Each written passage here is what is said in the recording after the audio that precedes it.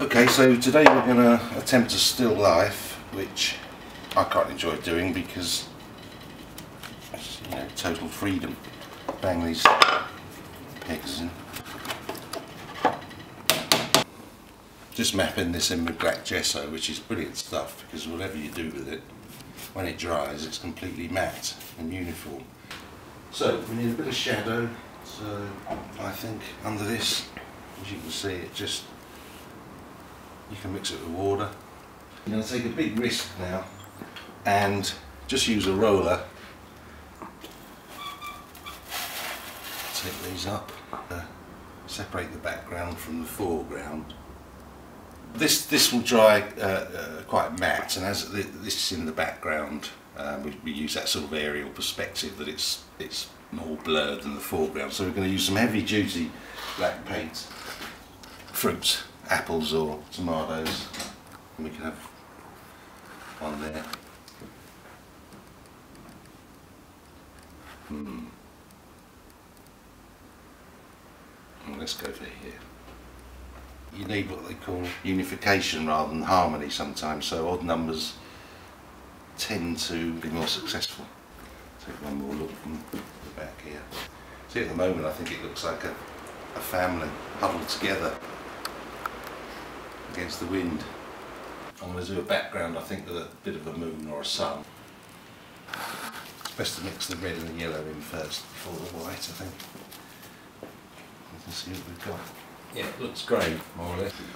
Actually, I've put too much water in with this colour. You can see it separating, which, you know, it's a happy accident possibly. Although I'm not sure if I actually want that here. I put far too much water in here. You can see the paint's completely separated, but it makes it look quite iconographic. Pretty effective. It's aged the picture.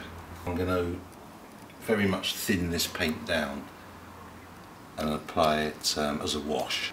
It can be quite rough at this stage, doesn't matter. That's still wet, so it's pulling off some of the black into the shadows.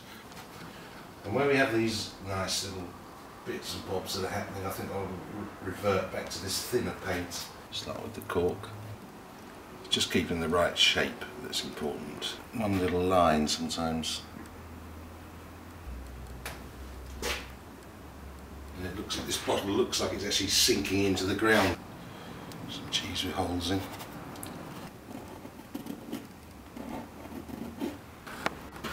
You start getting some other colours in now.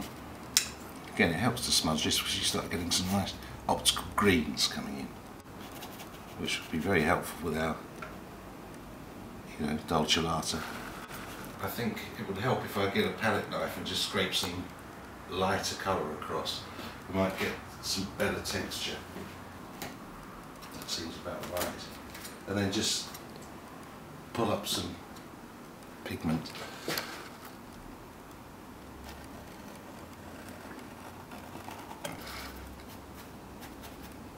I'll do the wine glasses next. I'm not quite sure how to have these glasses in love, or why not? Yeah, these, I think we need strengthening them up. This one looks as though the wine's about to leave the glass.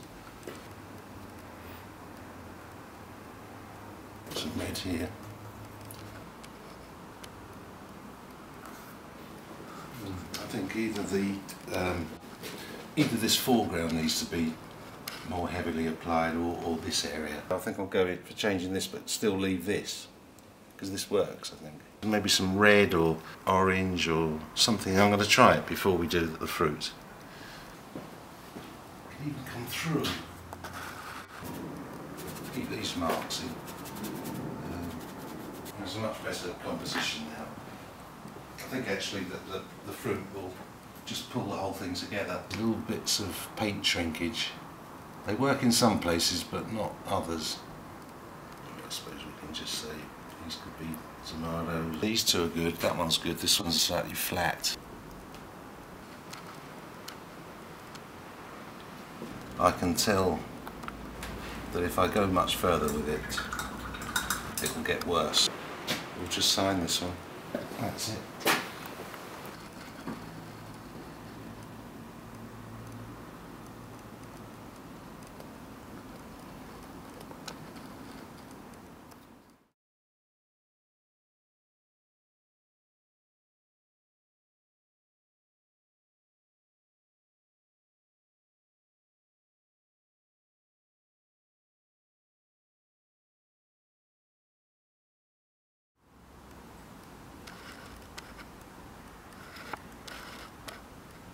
just over there.